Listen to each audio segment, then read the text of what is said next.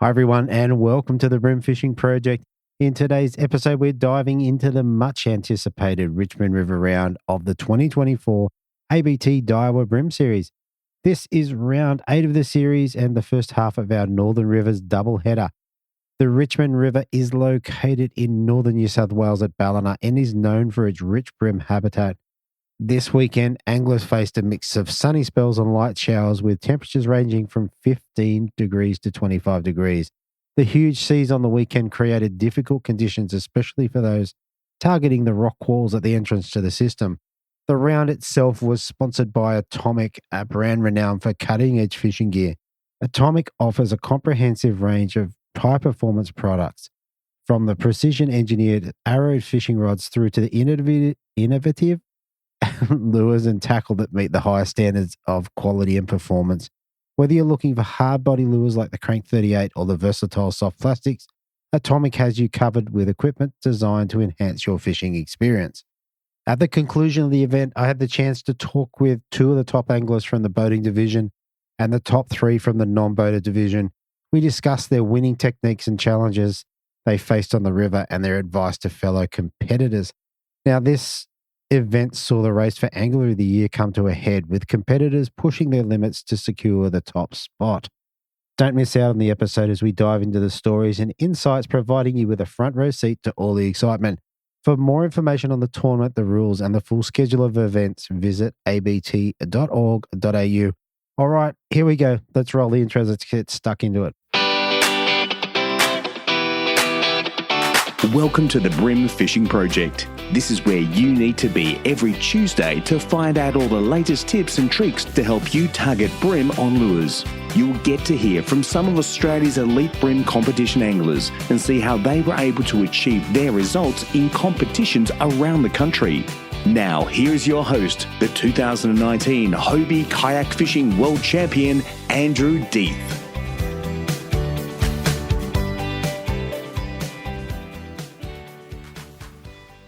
All right. As I'm setting up for this show, I thought I'd have a look at the stats and see where we're at. I haven't looked for a couple of weeks, really. Anyway, we're at 79,443 downloads, so unique downloads. So how good is that? Look, thanks, people, everyone, for listening and sharing and all the stuff that you do. I appreciate it. And all the messages that come through to say you enjoyed it. I really appreciate it. So I want to say thank you. Just a thought, we're nearly at 80,000. We're at show 83, I think this one is. I wonder if we get to 100,000 by 100. So I can't do that. All I can do is ask you guys to, if you haven't listened to some of them, go back and listen to them. There's great information in each episode, and sometimes it can be just that little nugget of wisdom or that little insight into how fish might bite or take a lure or a rig or whatever that might make all the difference to your experience on the water. So definitely jump back into those old episodes. It actually doesn't matter where it is in the country. Sometimes there's that just perfect little piece of information that an angler will share that'll help you on the water. So anyway, jump back into that for me and enjoy. All right, there's lots to get through. There's 5 interviews. It was a great show. I really enjoyed doing this. Anyway, let's get through all the bite periods and all that sort of stuff. All right, so on the Saturday, I had 82 in the fish activity wheel. So that was pretty good going, with a major bite period at 9:19 through to 11:49 a.m. High tide was at 7:14 a.m. at 1.1, running down to a low at 12:49 at 0.28. On the Sunday, the fish activity wheel went up to 94, with a minor bite period at 5:41 through to 11 a.m., with a major bite period at 10:19 through to 12:49. High tide was at 8:04 at 1.15, with a low tide at 1:37 at 0.23. All right, so look, there's heaps to get into, so let's get straight into the angler interviews. Here we go. Okay, so first up in third position, we have an Atomic sponsored angler. How about that for sponsor Karma? Dropping 3 fish on the Saturday for 1.57 kilos, backing it up on Sunday with a bigger bag and a huge jump in the field. Anyway, 3 fish for 1.795 kilos, giving him a total of 3.365. And third place, I have Matthew Cameron. Welcome to the show, mate. Thanks, Stevie. Thanks for having me along. Mate, what a great story, mate. You 11th on day one, jumping up into the podium. How good's that? Yeah, it was pretty exciting. to be honest, it was such a great round to fish. Had a heap of fun. The whole weekend was just a great time. So, yeah, really stoked with how we fished and how the event turned it on. Yeah, kind of missing being fishing today, actually. So I know the rest of the guys most of them have gone up to fish the Tweed round, and I'm back here at work. Yeah, like a lot of the people. But yeah, like we said, a great round. There's a few good stories, including yours, coming from this round, so I'm looking forward to it. In terms of pre-fish, we spoke and you didn't get a chance to pre-fish, but tell us about the last time you fished up there. Yeah, so I competed in the Richmond River Bass ABT round, which was back in April, so only a few months ago, and did really well up there. I finished in second place, and there was some pretty strange coincidences. It was an Atomic sponsored round, that bass round. The Brim round we fished on the weekend was Atomic sponsored. I drew Steve Morgan on day 2 in both rounds, and we actually fished in similar sections of river. So we did the big 100+ kilometre run from all the way up at Corokai in the bass round, come all the way down to fish up some of the small creeks in Ballina, chasing bass back then. Wow. And then with Morgo, we went up some creeks on day 2 again, which, yeah, there was a lot of similarities. So it was really cool. Oh, very good, very good. And I've heard there's a couple of good stories that come out of that second day. But in any case, let's start with day 1. Who'd you draw for day 1 and how was your day? So on day 1 of the comp, I was paired with Al Lister. The first time I'd met Al, seemed like a pretty nice fella. We started right down the front. We're fishing kind of start of the northern rock wall there, the break wall, sorry. And I got a fish very first cast of the day. On both tournament days, which is a first for me, I got a fish first cast, and they both ended up being bag fish. So kept them throughout the whole session, which was great. Wow. And yeah, we stayed down the front. We both had our bag within the first hour of the comp. We found on that spot we started, the fish actually weren't hard up against the rocks up shallow. They were sitting out off the rocks on the bottom on a sandy base. So we were fishing. I was throwing some soft plastics down there and was picking them up. And I did probably go through the lures a little bit later, but blades, I did pretty well on blades there as well. And then once we finished there for a couple of hours, the swell actually picked up. So we tried a few other little sections down that lower end, and the swell was quite big in the areas we wanted to get to. There was breaking waves a bit of way up the river. So we left there and just went spot hopping upriver quite a way. We went and fished a couple of bridges actually, and we went as far up as Woodburn. Okay. Big highway bridge up at Woodburn, and we fished a couple of rocky edges, rock walls, and there was a couple of shallow reefs that we bounced around as well. And yeah, just a few different techniques throughout the day over a large area of water, and we had a pretty good day. We caught plenty of fish on that day 1. The biggest 3 went at 1.57, I think. Yeah, 1.57. I was really happy with that. Yeah, I think any comp day, particularly as a non-boater, where you can catch your limit and then do it again the next day, you're going to give yourself every chance. You're not going to lose comps by catching your full limit each day. So I was really happy with that. Definitely. Let's run back through the lures a bit. So to start with, the down on the front on the north wall, I think you said, with your soft plastics. Talk us through what you did there. Yeah, so being a winter brim bite, I really love, and a lot of people overlook it, the Atomic jerk minnow. So it's a flick bait style soft plastic lure. My preferred colour is grey ghost.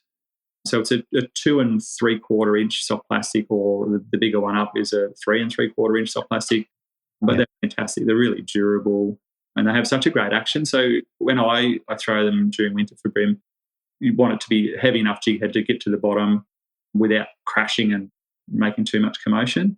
And then you can pretty much just dredge it, just let it sit, and the little tail does its action while it's sitting there, and the fish will just come and eat it readily just while it's sitting there. But you can also impart those hopping actions. But yeah, where we first started on the rock walls, the fish were out just that little bit wider, a few metres off the base of the rock wall. So we'd just I was casting out off the back of the boat with Al and letting him sink down, and would hold it on the bottom really without doing too much for a minute or so up at times. Sure. And you'd feel the fish come and start pecking at it, and then you just have to set the hook and you have them on. Okay. That lure accounted for probably more fish on that day 1 than anything else, but the key bites were coming on the atomic metals. So the 1/8 ounce, 35 mil atomic metals blade was just pitching that just behind the back of the boat and basically working it vertical. I've had a lot of success catching bass in the rivers with that same technique. It's more or less just teabagging or vertically ripping those metals. Yeah. And my two biggest fish of the day actually came on metals. One was down the front on the rock wall, did get a couple of smaller ones, and then towards the end of the session on a rock wall way upriver near Woodburn, the same thing, was fishing in close proximity to a rock wall and was just vertically ripping fish I could see on the sounder, and one ate it and it was a pretty good one. Yeah, okay. So two things with both those lures. So with the metals, what colour choice are you using up there? Yeah, I have a few favourites. Muddy prawn's always my go-to. That muddy prawn colour is just such a consistent lure across the range, but it's awesome. It looks like a little prawn. It breaks up the vertical stripes and do a really good job in the water. But I did also catch fish on the Hayu colour and the Ghost Shad Green, sorry. Okay. With the black stripes down it. Yeah, they all caught fish. The muddy prawn's my go-to. Okay, yeah, that's interesting. Hayu was one that I used to use quite a lot of, but in the bigger size, in the quarter size. Yeah. So, yeah. And in the soft plastic, so two questions with that. What sort of weight of jig head were you throwing, or what jig head, and what colour was you go to there? Yeah, so Atomic Seekers jig heads, they're awesome. Have no dramas with those at all. The weights varied depending on current depth and wind, because it was a pretty strong wind that day as well. Like we were getting up to 25 knot winds at times, so that made it pretty hard to fish. Wow. But most of the time it was was an eighth of an ounce most of the time was what I caught the fish on, but anywhere from a 1/11th of an ounce up to a quarter on comp day was thrown. Okay. A couple of things I like about the Seekers, the Gamakatsu hooks they're on are really good. And with that sort of profile, I had a look at the jerk, which I haven't used for a long time. It would sink pretty quickly with those sorts of weights. Yeah, it does. It's a really underrated lure. It's been around for years, as we know, but a lot of people have kind of steered away from it and gone to other lures, which is fine. But its tail action is awesome. It's so versatile. I can do a lot of different things with it. But for my winter deep fishing, I've always got one rigged on. Yeah. I mean, one of the key things I think you said, you're fishing out in more in the off the edge, I guess, but leaving it for up to a minute is probably a key factor there, I would think. Yeah, that's right. Just leaving in front of the fish. The fish were sitting hard on the bottom. Sometimes you'll see them, they'll kind of rise up and mill around a bit, but these ones were hard to the bottom. So just leaving it in front of their face and wiggle, and the current washes past it and creates that tail action too. That's what we need to do. Yeah, perfect. So guys, if you've got some of those in your box, dig them out, put them on and have a go. All right. So in terms of your bag, you ended up with 1.57. I can't remember whether you said, did you lose any fish? Yeah, definitely. There was one fish that I feel probably cost me a little bit, and this is late in the day, just after I'd caught that fish on a blade, which ended up being my second biggest fish of the day. We moved up a little bit further. There was water pouring out of a drain on this rock wall and a couple of kind of rocks creating nice eddies and great structure, and I got smoked. Okay. Just got smoked on that plastic. Just threw a plastic in his perfect little eddy and had the fish out. Didn't feel that big initially, had him out, and then he just turned and just peeled off 20 metres of line and stitched me up pretty quick. Wow. Okay, well, tell us then what you were running in terms of rods, lines and leader. Yep. So as a non-boater, I had 4 rods on board for the comp. 3 of them were, Samurai Reactions. And there was a 181, a 201, and a 252.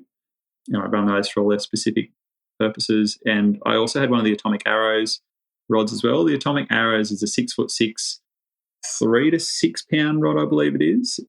It's a beautiful little crossover rod I use for lots of different things. I use it a lot for pitching, so weedless soft plastics for bass to edges. Okay. You can just flick them in one-handed.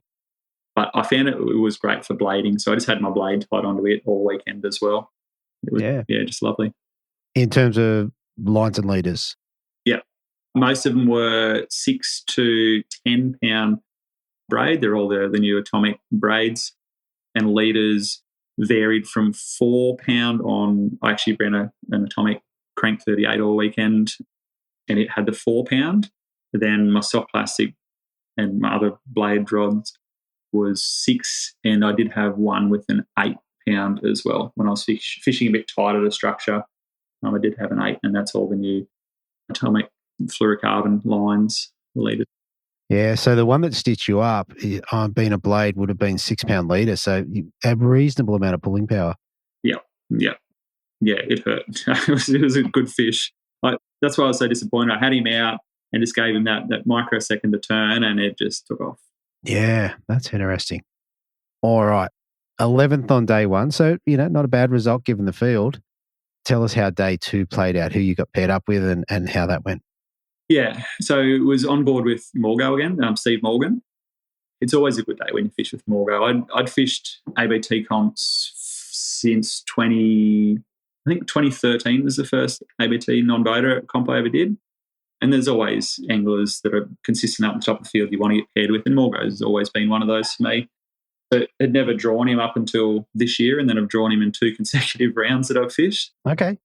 But yeah, it's always good. He's very accommodating as a boater. He's very happy to share information to anyone. And yeah, he does help his nonnies out a lot. So appreciate everything he does for the sport and for people he fishes with. We started on a bridge. Anyone that's watched Steve's live streams, they'll know the bridge. It's one of the main ones in Ballina. It's pretty close to the bar, and it gets flooded with that incoming tide. Incoming tide pushes straight onto this bridge, and Brim seemed to like it. Okay. And all right, so how'd your day start? It was a pretty good start, I hear. Yeah. So we started there first up, and it was just, I call it the hour of power. And we got there, and same as day one, first cast I caught a fish. It was quite a good fish, ended up being a bag fish that stayed in there all day.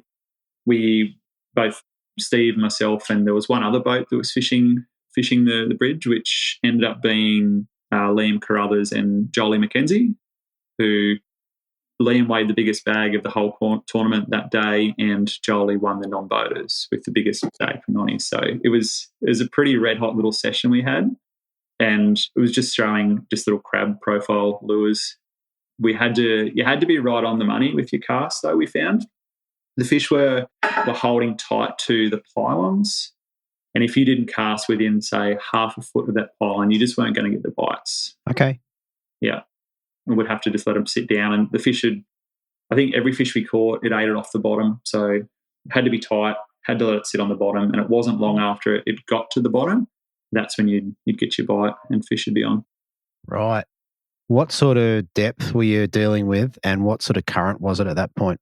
Yeah, so the current was pretty good for that first hour, which is where we got all the bites there before we left. And talking to the other guys after the comp, they dried up as we left, so we were happy to make that decision when we did. Current was pretty good. It was pushing on firmly, but still very fishable. And depth, it actually wasn't too deep. It was kind of only in about that 12 to 13 foot of water, the side of the bridge that we were fishing. So it wasn't deep by any means, but we could still see the bottom. It was lovely clear water coming in from the ocean. Yeah. They were all over it. There was you could see heaps of ludrick and brim suspending pretty much all under the bridge. Yeah, but okay. You had to be right on the money with your casts. Right. Okay. So the picture I've got here is you're on the back of Morgo's boat. Joel's on the back of Liam's boat. Tell us about the first fish. Like who or the first few fish? Because I hear that the non-boaters had a pretty good run here.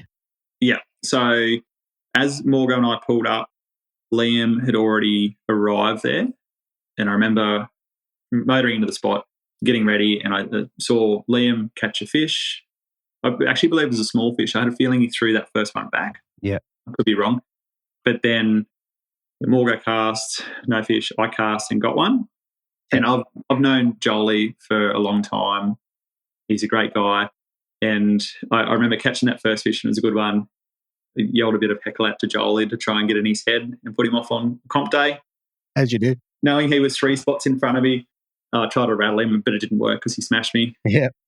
So then we kind of we traded. We were in blow for blow for a little while, catching good fish at the back of our respective boats. And I remember on the live stream, Morgo made a comment about it too, and just saying they were getting towed up by us nonnies. So that was pretty special for two guys like Jolie and myself fishing as nonnies to be catching great fish in the boats that we were in, Liam and Morgo, who are like world-class anglers. Yeah.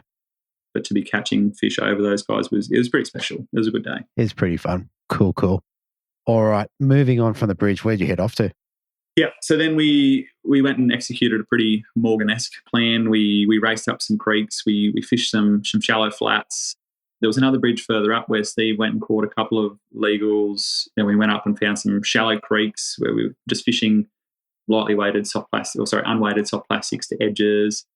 And we cranked plenty of flats. And I only got small legals for the rest of the day. Morgo got a couple of bag fish for himself. And we ended up coming back out, going up into the marina, up the other side of Ballina. We chased around a school of sizable trevally. Steve had great fun.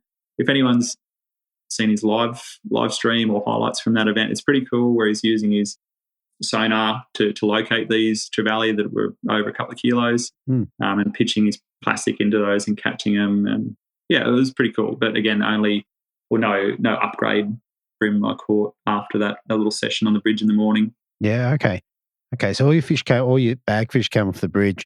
I'm assuming if you're fishing creeks and it's not the ideal situation for a non-boater on the back of the boat, I assume that would be a little bit tougher for you. And then one question, I think Steve was running the Lowrance Active Target 2 pointing out to the side. Was that helpful? Yeah, very. So he was the first time he'd actually put that AT2 transducer down mounted, and it gave me a perfect view of that side scan with the sonar, and it was awesome. Okay. As a nonny, just the detail that goes into, and like we'd be say slow idling along a bank or a rock wall, and you could just see in detail schools of fish. Yep, there's a school of bream, there's some bait, and just pick out things that were there. So yeah, amazing. Yeah, that is very cool. And like you said, for a non-boatie on the back of the boat, you'd be able to see that. So, which is very cool. Yeah, it was really helpful. Awesome. All right, mate. I think that's a great rundown of here's the fishing. Is there anything that we've kind of missed? Anything that's worth mentioning?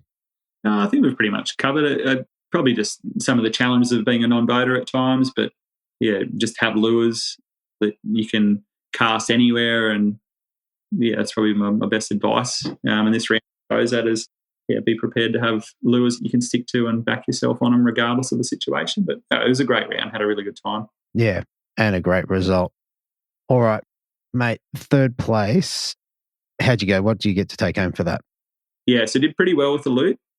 We got a third place prize pack from the team at Rapala. Actually, it was a Rapala pack. So some soft plastics and there's some hard bodies and some kit in there, and also got the atomic bonus. So Michael Starkey, director of Froglies Offshore, was kind enough to offer up $1,000 in atomic gear for the winning boater and $500 in winning gear for the winning non-boater that used atomic lures. So the first and second place non-boaters didn't use any atomic gear, but I certainly did. So I was happy to claim that prize as well.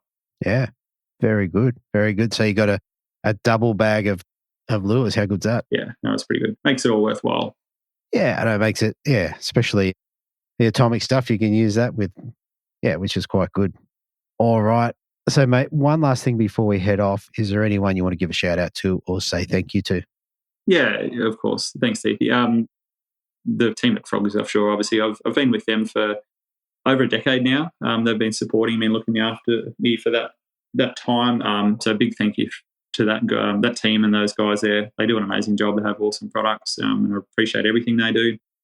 Also get a little bit of support from Reflections Holiday Parks as well. I've struck up a bit of an ambassador role with those guys in the last 12 months, and that's been fantastic. So when we are travelling for tournaments, they look after me a little bit, which was fantastic.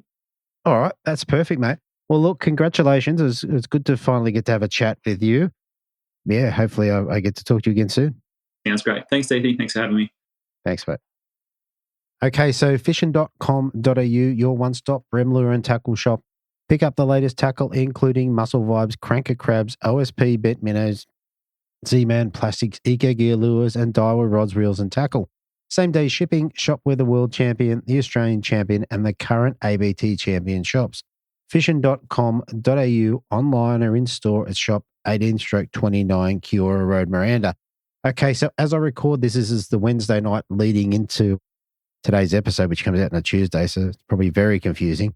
But either way, the Little Muss is going to be in store. So by the time this comes out, Adam should have stock of the Little Muss. So definitely jump on that if you've enjoyed the original Muss and all the versions of it, across all the brands and what have you. But I think this is going to be a cracking lure, and it's definitely the right time of year to get into it. So jump on that. Also, he also has a special on Bait Junkie Plastics and Jighead. So buy 3, get 1 free. So 3 packets, you get the 4th. How good is that? Fishing.com.au. Okay, so up next in second place in the non-boater division, I've got an angler dropping 3 fish for 1.71 kilos on the Saturday, backing it up on the Sunday with 3 fish for 1.665, giving a total of 3.375 and second place. I'd like to welcome back to the Bream Fishing Project, Scott Cicluna. Welcome back, mate. Yeah, no worries. Thanks for having me back. Yeah, mate. I know it's only been just a little while since we spoke. So, yeah. All right, mate. Another cracking result for you.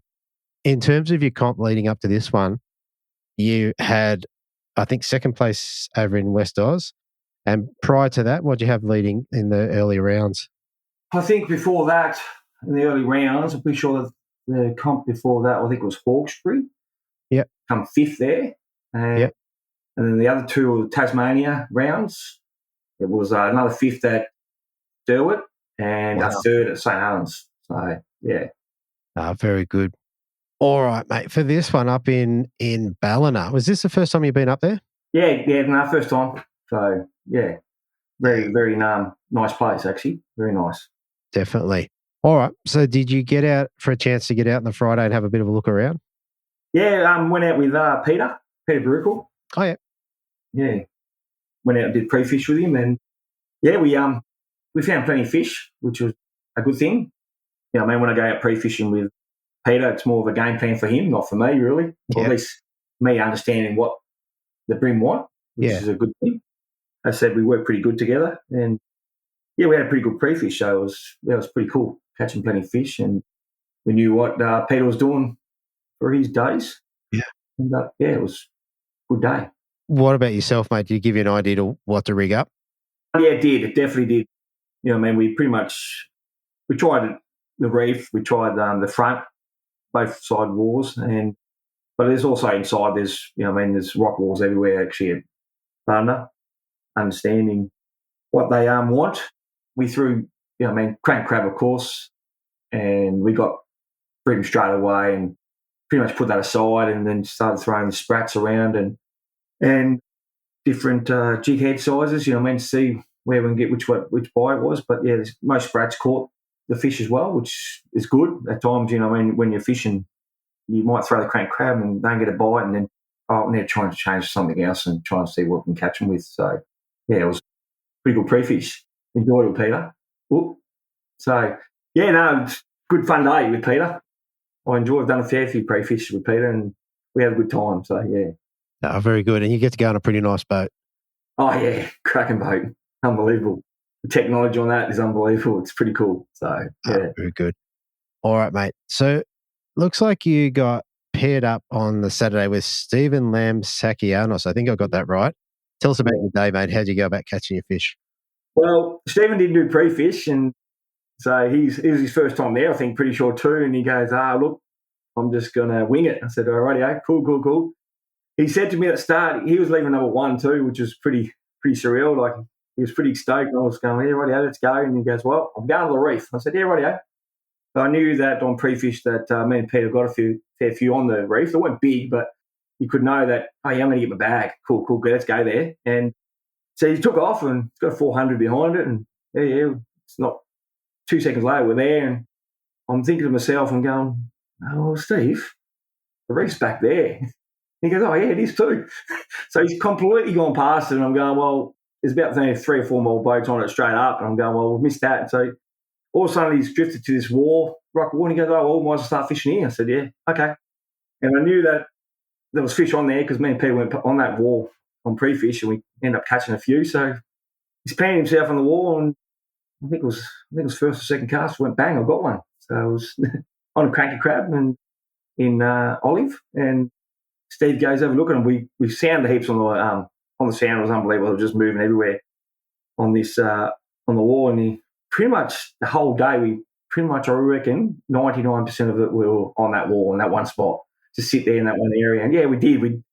We just kept catching them all day, and we upgraded a few times. I got railed a couple of times, or lost pulled hooks and a couple of good ones. But in the end, Stephen got his 5, and I got my 3 pretty early. And I think we left for about, we went upriver for about 10 minutes. I think we went down and looked at a couple of things, and Stephen looks at me and goes, "What do you reckon?" I said, "Look, there's nothing happening here, mate." And he goes, "Oh, we're going back to that wall." So we went back there, and Steve only had 3. I think. Oh no, sorry. Yes, that's right. Steve only had 3. And then he goes, "Oh, we're going to get back to the wall." So, yeah, let's go. And it was a good decision because he got next 2 casts, he went bang, bang, and got 2 crackers actually in the end. So, yeah. So, that's by memory now. So, he ended up having a great day, Steve, and we both had a lot of time and a lot of fun, and it was good. So, yeah. Very good. And, mate, I think from talking to a few people, like it was pretty lumpy out in the wall. Yes. How'd you go fishing it? Were you casting in tight to the wall and bouncing down the rocks, or how'd it look? So on the wall, I said I wasn't with Stephen up the front, but with the pre-fish with Peter, it was pretty surreal. Like it was massive sets, and at times there you had to hold on, just throwing crank crabs right up against the wall, and just slowly. Well, the way I was doing it, I was getting pretty much hit straight away. It was pretty much slowly just rolling on the rocks and just pausing there at times, and you know what I mean. And next minute you just feel this tick and bang, you're on, and just get them out. So, yeah. At times you lost them. At times you got hooked up on the rocks and lose a donation, another cranker crab. I think a lot of crank crabs got donated in the last 2 comps, the Tweeds and at Ballina, but got to be in it to win it sometimes. And you do. I think cranker crab was the bite. Yeah, fair enough. And you're just using the heavy olive. Yeah. So heavy olive and heavy brown. I think brown was a good colour too. I did throw the UV as well, but didn't really get much of a bite on that. Some blokes might have got most of their brim on that, I'm not too sure, but in the end, the pick were olive and brown and heavy. So, yeah, at Ballina, and yeah, it was cool. I love doing it. I love doing it at Gippsland Lakes as well, crank crabbing. So, on round structure, so it's pretty cool. Very good. All right. So, mate, you ended up with 1.71 on day 1, which I think we said had you in about 6th place overnight. Does that sound about right? And I think the first day was second on the first day. I think I was second. Sorry, no, you're right. I was 6th. That's right. I'm thinking about Tweed Ends. Yeah, I was going to say, I'm looking going, which comp are we doing? Yeah, 6th. Yes, exactly right. Yeah, I was in 6th position. So there was a lot of us were bunched up around that 1.7 and 1.8 mark, I'm pretty sure. So, it was pretty cool. You know what I mean? I love seeing other non-boaters catch fish too, mate. So it's all about, you know what I mean? One thing's like even boaters, like I would love to everyone to catch fish 5 days, 5 on the first day and then 3 for the non-boaters, and then whoever gets the biggest takes it out, which is pretty cool. So, yeah. Definitely. All right. So who'd you end up paired up with on the Sunday, and how did that go? On the Sunday, I was with Jordan Sig, I think it is. Yeah, Sigs. Yeah. He, great old fella.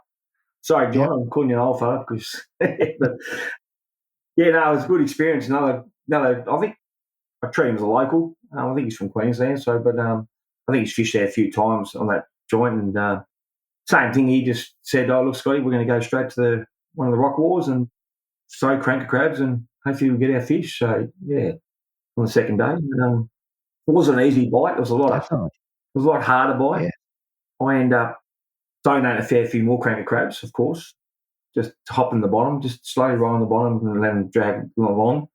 But in the end, I got my fish pretty early as well. But I think by 8:30, 9 o'clock, I had my 3. Not as big as the first day, and a couple of little squeakers, and I knew I had to try and upgrade. And to get to the bag I had on the first day. But it got me. It was at times the wind got up and it was pretty hard to fish, but we stuck it out on the rock wall for longer. And I think I ended up upgrading my next 2 casts on one stage and bang and then bang again straight up and end up catching the. Look, I thought it was a pretty healthy bag over 1.5 kilos. So I was confident to stay in the top 5 or try and stay in the top 5 or so for the comp. John was he was getting frustrated at times. And I said, "Just you'll be right, mate. You'll get him." So he went to the reef and we stuck out the reef for the next 2 or 3 hours, just hopping along the bottom of the sprat. And the funny thing is, I mean, I've been to a fish for a while. I've never caught a dewy, but snagging a 50 centimetre soapy on the reef was pretty cool. So yeah, on sprat, I wish it was a big rim, but it ended up being it was pretty cool though. It was pretty surreal catching a little soapy. Yeah, it would have gone nice and hard. That first little run would have had your heart going. Yeah, it clunk and it went bang. I'm going, gee, this is not a bad fish. And then I thought, geez, hang on, it's not fine like a brim here at the moment. Did a couple of good runs and then all of a sudden John goes, this is a pretty good fish. I said, yeah, I don't think it's a brim though. I thought it might have been a big flatty. But then when it came up, I went, oh, cool. I probably would have been jumping up and like a headless chook if but being a comp, I thought, big disappointment. I wish it was a big brim. Yeah. But still stoked catching my first ever dewy, so I was pretty happy with that. So definitely. And did I hear you say that was on a sprat? Yeah, sprat 65 on sickle. Yeah. Yeah, nice. Yeah. Very good. All right. And then throughout the rest of the day, mate, did you have any heartbreak? Did you drop any ones that you've gone, oh, that was the one? No, the second day, it was first day I dropped a couple of quality ones, but the second day, look, in the end, it was catching on the reef 27s, 28s, just nothing, no upgrade on what I had in the live well, just catching plenty, but just nothing to upgrade. So, but still had a good day, and it was a good day with John, and good another experience with another angler. Like, watch what they do. It's pretty cool. Yeah, definitely. All right. Before we move off the fishing, what sort of leaders were you running for the comp? With the leader, it was the same thing as Blackwood, V hard, 4 pound. 4 pound.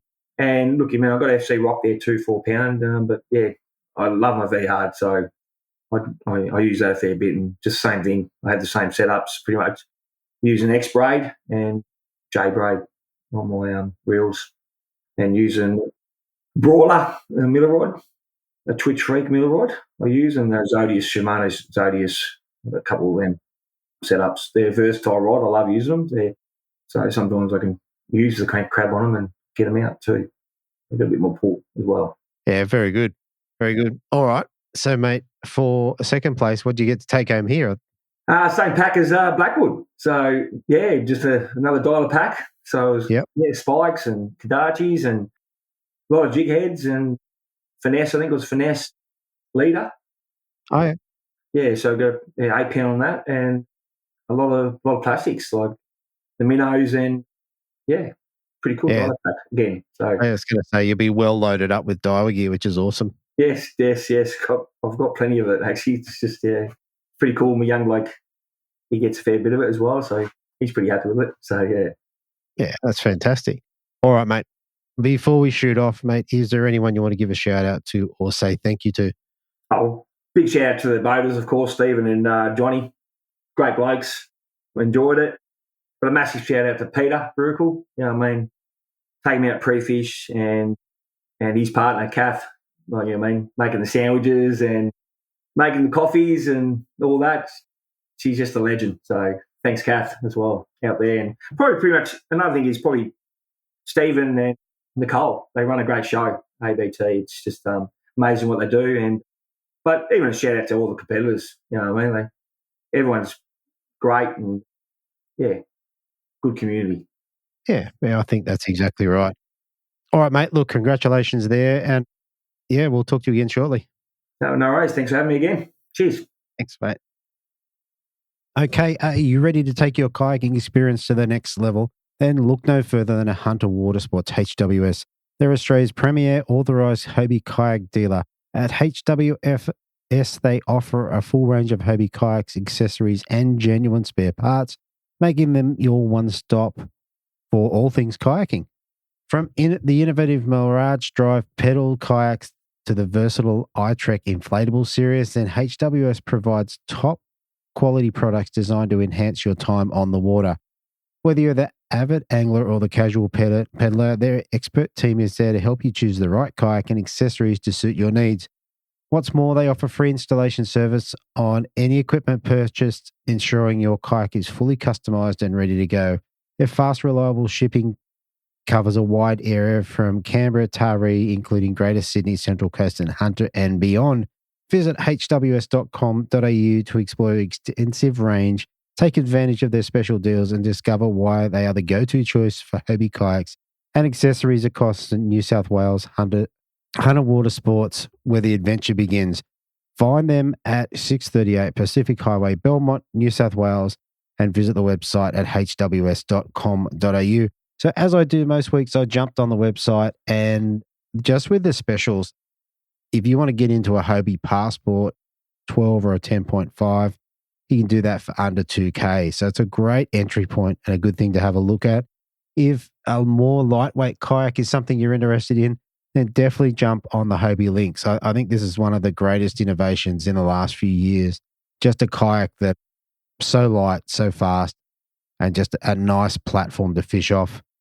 And then the other thing, one of the more unusual ones that came out of Hobie was the Hobie Mirage Eclipse. So it's like a stand-up paddleboard with pedals. Now, these were once quite a bit of money. They're now down under $3,000. So if that's something that you might want to have a look at, jump over to hws.com.au. All right, so up next in first position for the non-boaters in his maiden win, we have an angler dropping 1.645 kilos on day one for 3 fish. Backed it up on the Sunday with 2.1 kilos, giving him a total of 3.745 and his first win. I'd like to welcome back to the Brim Fishing Project, Joel McKenzie. Welcome back, mate. Hey, mate. Thanks for having me again.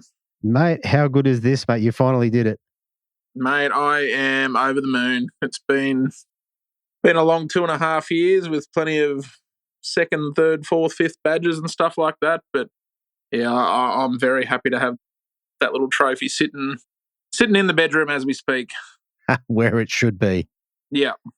Yeah. Oh, mate, I mean, look, that's a long time, but 2.5 years, I reckon, if you got a first in your first 2.5 years, you've probably done pretty well, to be honest. Yeah, I'm pretty happy with it, mate.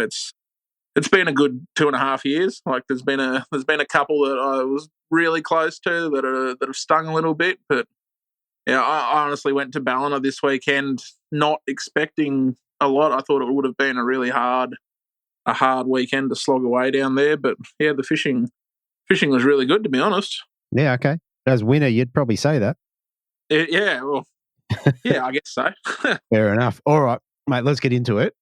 So in terms of pre-fish, mate, did you get a chance to get out in the water? No, we didn't. I worked on the Friday and kind of made our way down to Ballina on Friday and just met up with everyone at the briefing at 5 o'clock on Friday. Beautiful. All right. So then let's go into day one. We'll start with who'd you get paired up with and then give us a bit of a rundown of your day. I got to admit, mate, I think I was pretty lucky with the pairings. It was probably a dream draw to get Mark Healy and Liam Carruthers. You couldn't do too much better than those two lads, to be honest. So yeah, when that dropped at the briefing, I was pretty happy to hear that I'd got those boys, and yeah, was looking forward to seeing how they do their thing out there. Yeah, and look, given the way those guys fish and the system you're on, that made it even better. So yeah. All right. So tell us about your first fish. First fish, well, it was pretty good. We were sitting around with Mark on day one, and he asked me, "Do I get seasick?" To which I replied, "No, we're good." And he said, "Sweet," because we're going to a pretty rough and tumble area, and we proceeded to basically the very end of North Wall. When we got out there, Cromo was actually already right on the end, so we kind of sat in just behind him and bounced away in a pretty big swell out there and started to throw crabs up onto the rocks and drag them down through the wash. And yeah, I think by the time we pulled up, I'd already seen Cromo catch 2 fish. Right. Heels had already pulled up behind, and he'd caught a fish before I'd almost stood up. So Wow. it was pretty exciting to see. Yeah, I guess number 1 and 2 just going out there and really smashing in and stuff like that. So yeah, like I said, it was really nice. And then it was crabs tied up into the wall, floating them down the wash. And then the first fish I got would have been probably a 30 fork at a start. So that was a nice way to open the account for the day. Absolutely. And how'd you go from there? How'd you go filling your bag? They all kind of just ticked along slowly. I think like Heels was probably catching a fish every couple of minutes, and I was probably catching one every 5 or 10 minutes as well. I'd say I probably had a bag within half an hour, which, as we all know, if you're doing a tournament and you got your bag early, it's just a weight off the shoulders kind of thing. You can relax a little bit. You can just enjoy the fishing, and you can go from there. So I think within half an hour, I had that 30 forker. I had a 27 fork and a 29 fork. So it was a good enough bag, honestly, to start off with within a half an hour. Absolutely.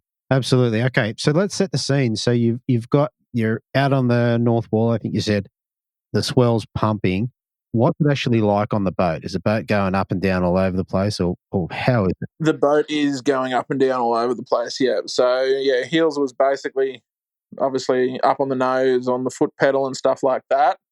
And he suggested that I actually stand in the cockpit to try and keep the front of the boat down a little bit like that, because with that swell, the electric would sometimes jump out of the water a little bit. So we wanted to try and keep the weight towards the nose as much as we could. And in saying that, it was probably a little bit nicer standing in the cockpit, because you could lean against one of the consoles a little bit when you're standing up and not falling over, opposed to dancing on the back deck in that kind of swell. Absolutely. All right. And then with the fishing, explain to me how, so you were thrown in against the rock walls, exactly how'd that work?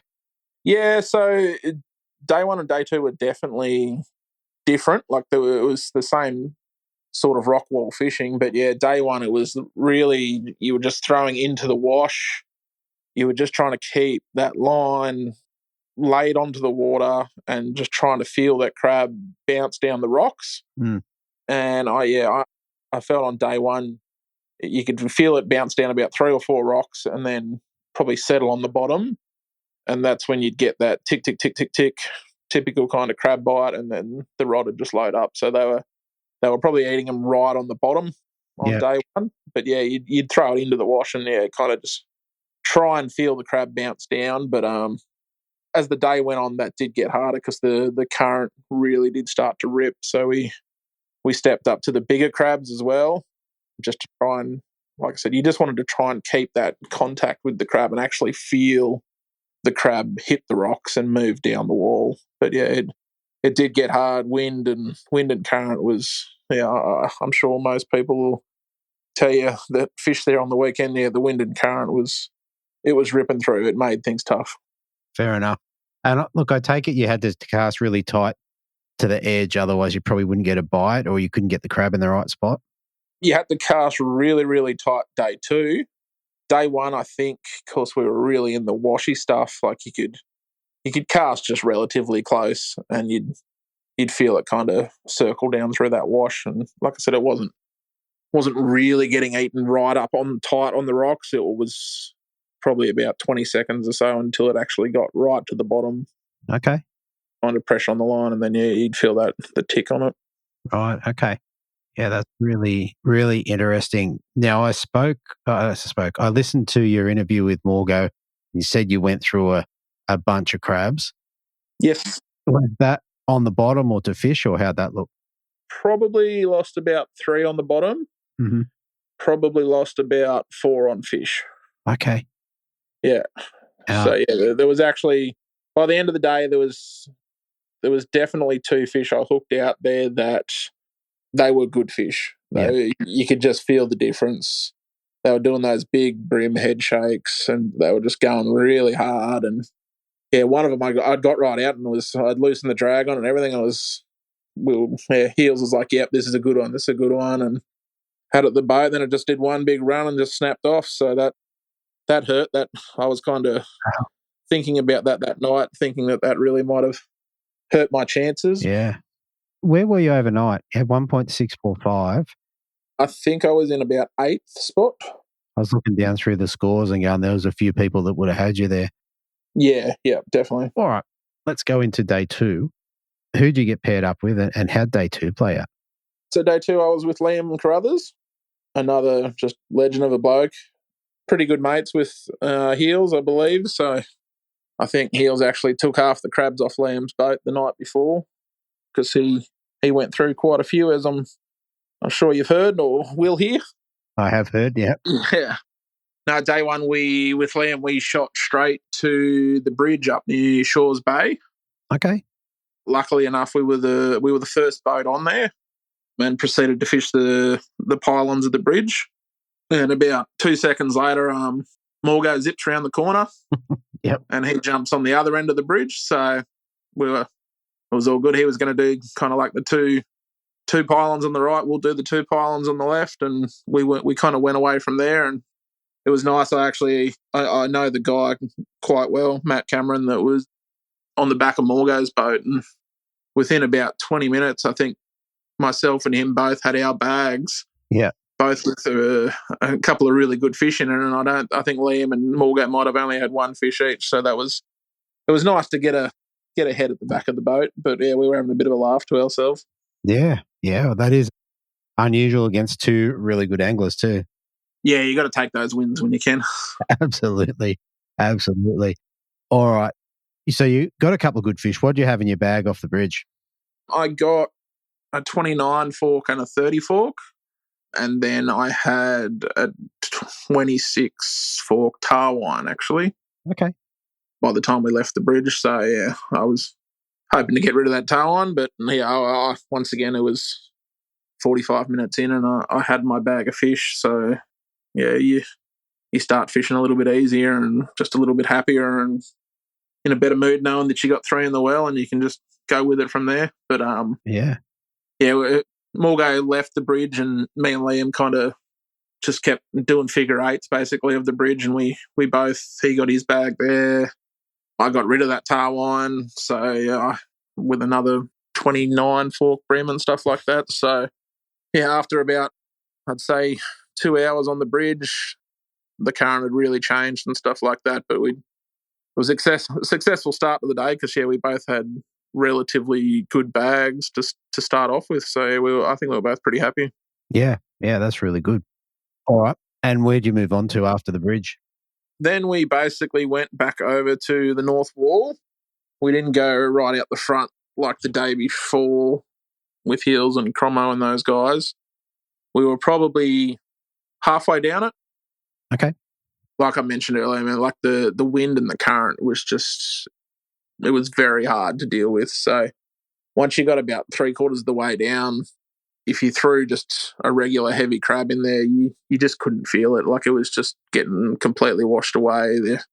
Everyone's electric was on flat stick, just burning out, trying to keep up with the current and stuff like that. So we kind of started, just on the little corner of the bay where the wall bends to head out to the ocean, because you could, there was just enough current there that you could still feel your crab. But we kind of realised pretty quick that, you literally had to get your crab landing on the rocks. Yeah. And just give it that little tap just to trickle it in off the edge of a rock.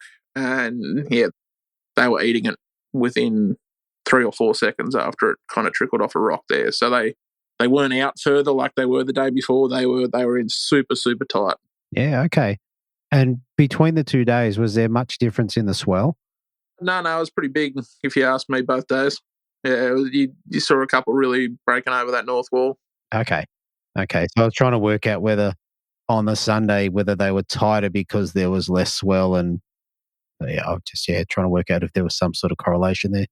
Yeah, no, I'd say the swell was pretty similar. It was pretty big both days, but like I said, the Saturday they were definitely out further, and even on the Sunday there were guys that were fishing the wall, but they were fishing out further, and they were further enough away from the wall for us to actually drift in between them and the wall because we were fishing that tight on the wall and they were kind of just fishing the bottom of the wall, if you know what I mean. Yeah, absolutely. Absolutely. Now, we know you fish cranker crabs for the 2 days. What crabs were you fishing? I've just got brown crabs. Yeah, that's literally... I ended up... The last 3 fish all actually came on the UV crab, so... But yeah, I ended up throwing it at the end because I'd gone through all the brown crabs I had. Don't have any olive crabs because they're pretty hard to get up this part of the world. Yeah. But yeah, brown crabs for most of the fish. But yeah, my last 3 upgrades with lamb were all on the UV crab. UV. Okay. Yeah. And I assume you're throwing heavies? Yes. Yeah. Yeah. Okay. Yeah. All right. So on the wall, was there any more to that story on day 2? Not so much. Like it was... I got to give Liam a shout. Like he did a really good job to control the boat the way he did, but the way he did it meant that the back of the boat was closest to the wall, so it was probably beneficial for me because I was a little bit closer, so I could really pin those casts like super tight and get them in the gaps and stuff like that. And he was kind of throwing around and over and stuff like that, so it did work pretty well for a non-boater, to be honest, so that was nice for once. Oh, good on Liam. Hey, mate, out of curiosity, what rod were you throwing with? That was on both of the in-feet SKs that I have. One's a 722, and I also had one on the shorter model, the 6.1, I think it is. Yeah, I wasn't really prepared to do that sort of fishing, so I just ended up throwing a crab, on both of them. On what you had.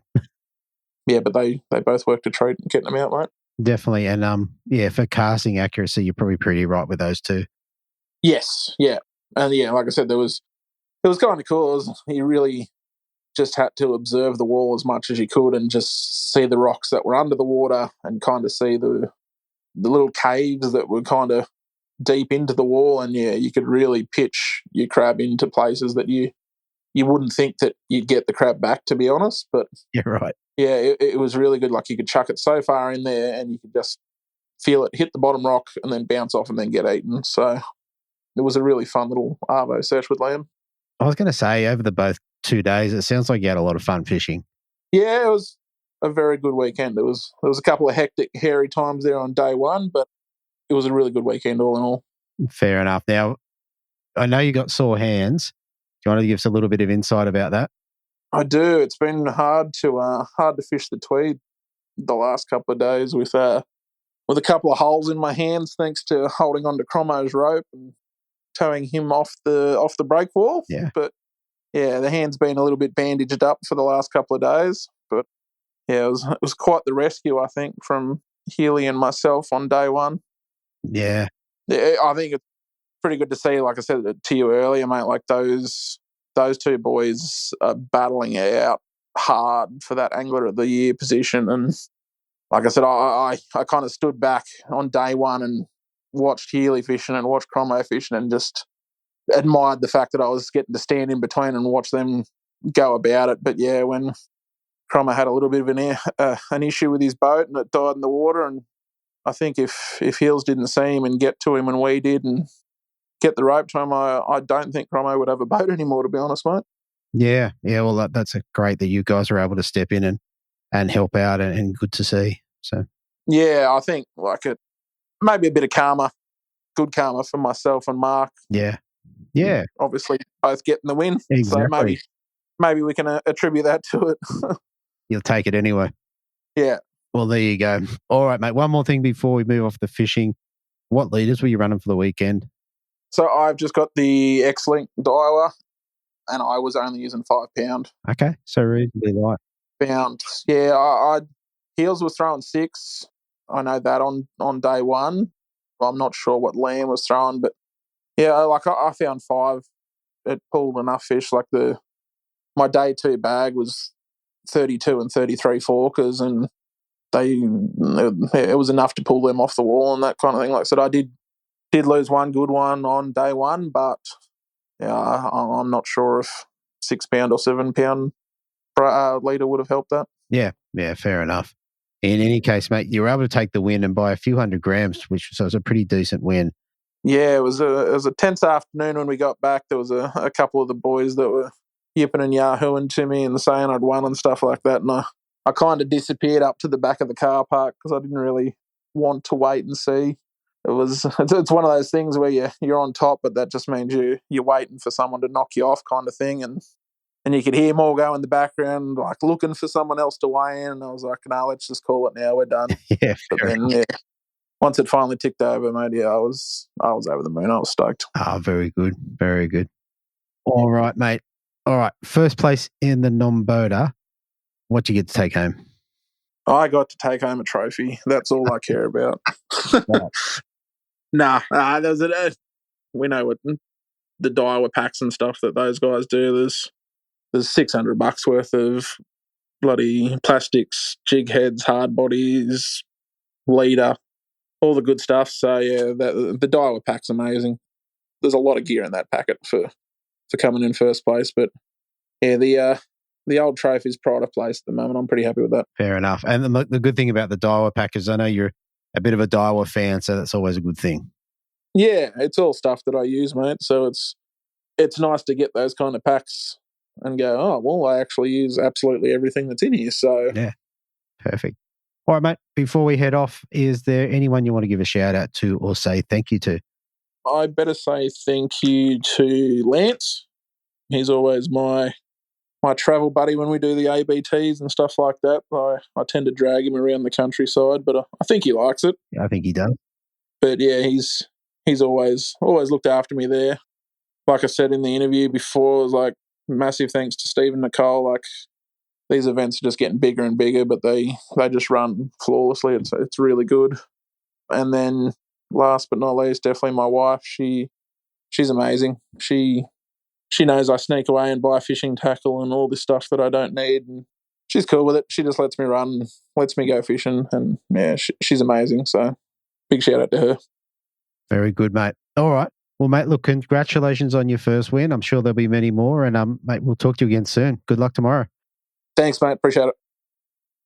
Hey there, boating enthusiasts. Are you looking to give your boat a stunning new look? Then look no further than Podium Marine Wraps, your go-to destination for top-quality marine wraps in Australia. At Podium Marine Wraps, we specialise in transforming your vessel to a floating masterpiece. With over a decade of experience, we offer custom, vibrant colours and durable finishes that not only make your boat look amazing, but also protect it from the harsh marine environment. Whether you have a fishing boat, yacht or jet ski, we've got you covered. Corey, the passionate owner of Podium Marine Wraps, is dedicated to bringing out the best in tournament boats and more. From basic colour wraps to intricate graphic designs, Corey ensures that each wrap is tailored to your unique style. Plus, we offer all types of signage, including carpet graphics to add that extra touch of personalisation. What sets Podium Marine Wraps apart? Corey and his team collaborate with international artists to provide exclusive designs, ensuring your boat stands out for the rest. Imagine your boat turning heads on every waterway. Visit podiummarinerapps.com.au today and see our incredible work to get inspired. For all inquiries, email info@podiummarinerapps.com.au. Set sail in style with Podium Marine Wraps, where your boat becomes the masterpiece. Okay, so coming in second place in the boater division, I have an angler dropping 3.21 kilos on day one, backing it up with a bag of 2.775, giving him a total of 10 fish for 5.985. I've got Mark Crompton. Welcome back, mate. Cheers, mate. How's going? Mate, we're going well here. But, mate, looks like you had a good week up in the northern New South Wales rivers. Yeah, mate. Yeah, we had a good crew up there with us, and Danny and Alvie came away, so it's always good fun to get away and go and do the events and unwind a bit from work. So, no, it was bloody great. Absolutely. And is Alvie showing some interest in catching a fish? Oh, yeah. He loves it. We've just had him in swimming lessons today, actually, trying to get him a bit more shipshape for the summer months. But, yeah, no, he's definitely a water baby. Very good, mate. Well, mate, I'm sure you're going to have a lot of years in front of you fishing with a young fella. Definitely. Yeah, I don't even think he realises how good a fisherman he is yet. Well, there you go, mate. All right. Let's move on to competition. So pre-fish day, did you get out to have a look around? Yeah, I did. Yeah, a couple of the boys from back home here come up with us, and Sean was up there with us fishing out of it's the power poling boat now, the prize boat that I won from last year. I lent it to him for the two events. So Justin Eagles and Zorro, Andrew Lazaro come up with us, and I had Justin on my boat for pre-fish at Ballina. Got out and about with him and just showed him about. And it was a little bit more too because I hadn't been able to have Andrew on my boat pre-fishing at Hawkesbury. I had Andrew, so Justin come out on at Ballina, and yeah, it was good to catch up with him and just go through some finer points on how he should fish as a non-boater on the boat as well, and a few techniques, bit of crabbing, bit of grubbing, bit of plasticking, bit of hard body action, and just sort of showed him through the scenarios. And it was more for pretty much getting him familiar with it for me. I'd fished this event before. Previous event, I think one year when Nabs was coming first on day one, everything was the same as that year. I don't know what year it was. I couldn't tell you, but I remember looking back at it and just going, I knew exactly what would happen. I knew exactly where we'd start from. I knew the exact positions, and it pretty much was the reflective outcome, to be honest. It was exactly the same. So Right. So basically, as sort of a tactic on pre-fish, you just went and hit those spots to just work out whether they were there and then move on. Is that the plan? Mate, I just drove over and basically there was a couple of spots that I pull up on and have a cast, but I wasn't fishing aggressively. I knew that the fish were there. I could see them on the sounder. Once you can see them there, there's no point casting for them. Then it was just a matter of just trying to get Justin to catch a couple of fish so he could get a feel for it, just watching him and explaining to him the more intricate details so that he wasn't going in sort of blind. He hasn't done a huge amount of this sort of fishing before, and it was most important for me to be able to get them to understand how, what, and why we do what we do so that they don't fall completely flat on their face and get embarrassed by it. I'm always worried about that, introducing someone new into the sport. I want them to be able to go into it with a couple of bullets in the gun already, you know what I mean, sort of thing. Yeah, well, mate, you must have done something right. Yeah, it kind of worked, didn't it? On the next round. So. Yeah, but yeah, the pre-fish was pretty blasé, mate. I think we're off the water pretty early. Probably by 10:30, 11 o'clock, we're pulling the boat out and it's going back tidying up. I think I went up into the Keys and just sat in the boat there, rigged everything up on the water so when I get home, Daddy's there, and I can spend time with Alvy. I'm not messing around rigging and cleaning. So it's a good thing to try and do on pre-fish, definitely, is just keep it short, simple, and just go from there. It was just good to get on the water. Yeah, fair enough. All right, mate, comp day. Tell us about how your Saturday went, how you went about catching your fish and what happened. Yeah, so Saturday, I was always going to the absolute pinnacle of that rock wall on the northern side. That was where Nabs and I had previously lined up together and caught good fish. That was always my plan. I was never going to do anything different. And it was good to sort of see that those fish are still there actively doing what they're doing. I think the numbers were down. I don't think we were catching anywhere near as many fish as we had previous years. I think we were lined up there with, there was a few other boats there previously. Name skips me at the moment. But yeah, there was a couple other boats there that had also previously been there in history's past too. So I was surprised that there actually weren't more boats down the front, to be honest. Okay. And how'd it go? Like, and what were you, I think I know what you're throwing, but what were you throwing and how'd your day play out? Mate, I found that I started on crabs, got a couple of right fish on crabs, but I think probably losing a few too many crabs or hooking up onto the rocks and just, I'm not much of a waster. Yeah. When that sort of starts to happen, I got confidence in my grubs. I was using just bait junkie grubs I chucked a couple of the pearl watermelon minnows from the Gulp range a little bit. I caught fish on those, but the predominant amount of fish come on the grubs, and the chucking it right hard into the washes, being the high tide, I was looking for that. You're going to get your bag fish there, that's fine, but if you can get a kilo, like a bigger fish, I believe in the high tide, they're going to be right up in that white wash. Yeah, right. If you sit there all day and you're grinding out, then the deeper stuff, and as the tide runs out, the deeper stuff, but as that day progressed, the roughness of the water sort of took over a bit, and it was a bit uncomfortable, and I wasn't really enjoying it too much. I sort of got out of there a bit. It's once you're bouncing about, and it's, knowing that my boat was sort of going to a new owner soon, I was like, this is not too much fun. I'll get out of here regardless of what the outcome is, So got out of there, and then I popped across to the other side. Yeah. I think Jamie had previously been there that day, and then he took off, and I thought I'll go upriver and go and have another play. And then as I went to leave, I saw that side was a lot calmer. Yeah.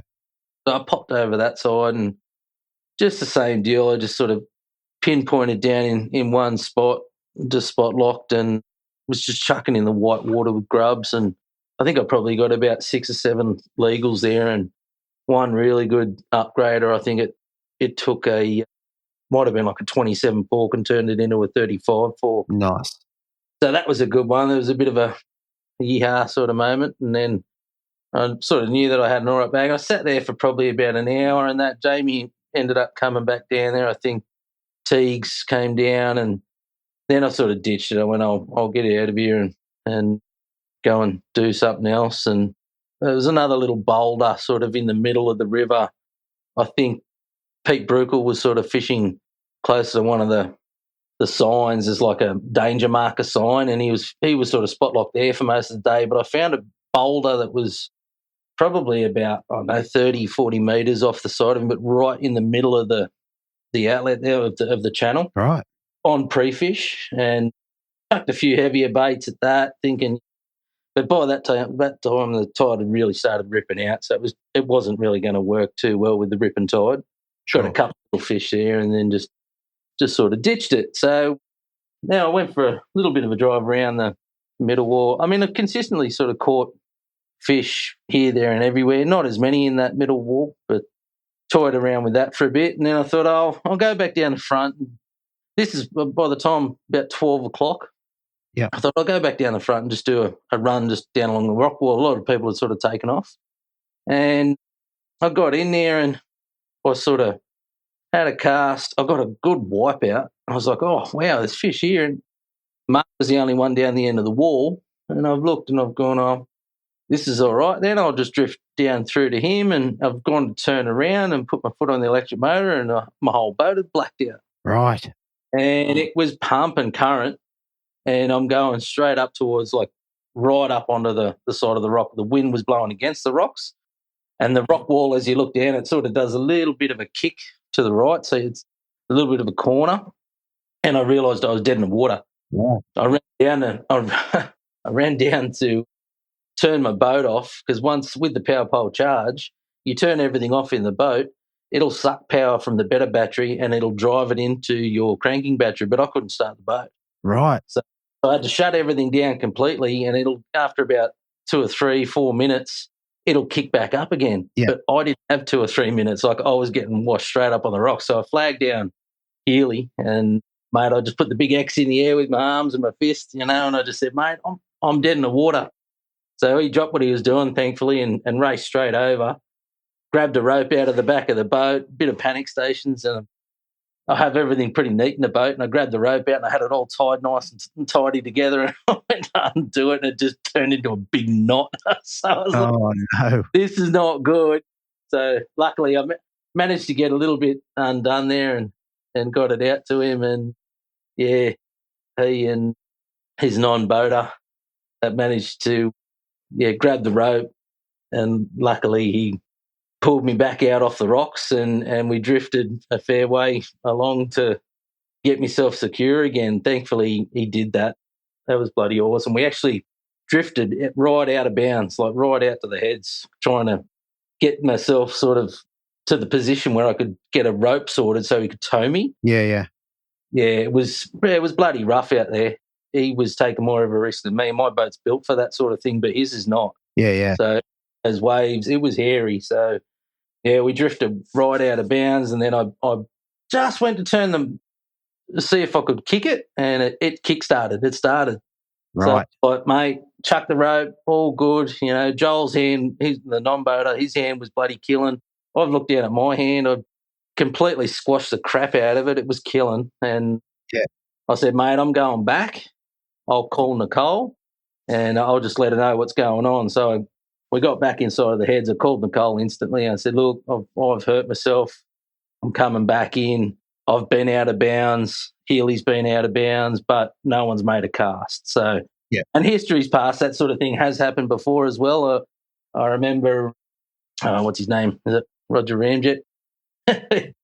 He drifted out of bounds at one stage from going flat at the end of the day too in an event. You know, it was proven like he wasn't fishing out of bounds. He just drifted out of bounds. So, yeah, that's not outside of the rules.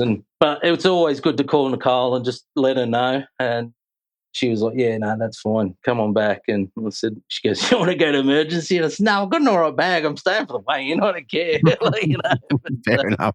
Yeah, we got back and I just took a minute and took a breath and realised, I don't know what happened there. And then I realised to myself, I didn't charge my boat last night. So you get a bit blasé because my boat's got lithiums and the power pole charge. It doesn't need charging like normal boat does, but when you're actually out there on spot lock in one spot for quite a long time, that was a poor move on my part. But I suppose you have a four-year-old running around, running circles around you. These are the sort of things that you skip little bits. So yeah, preparation and all the stuff that I used to put into it these days, it's non-existent. So yeah. But yes, that was that day, mate. We got back, waded in, had a good bag. It was okay, and sitting sort of in the top 5. I was a little bit surprised by that. Like a bag like that, I thought may have pushed you a little bit higher. So the bag weights were pretty well up. But anyway, that was day 1, and then pretty much went and mirrored the day, or started to mirror the day on day 2. Right, back down the front wall. Yeah, straight back down the front, straight on that leading edge, and fishing the end of that run-in current. Just same deal, mate, chucking grubs in there. And I know that when I get them, look, personally, the way that I see it, if I'm catching good numbers, those bigger fish will be there somewhere along those numbers.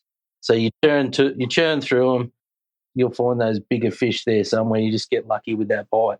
So day 2, I got wiped out a couple of times. A couple of times I dropped some really good fish that kept me right up on that leading edge to try and fish those grubs and fish up higher rather than, trying to fish that deeper water. I could see that Healy was fishing that deeper water. Yeah.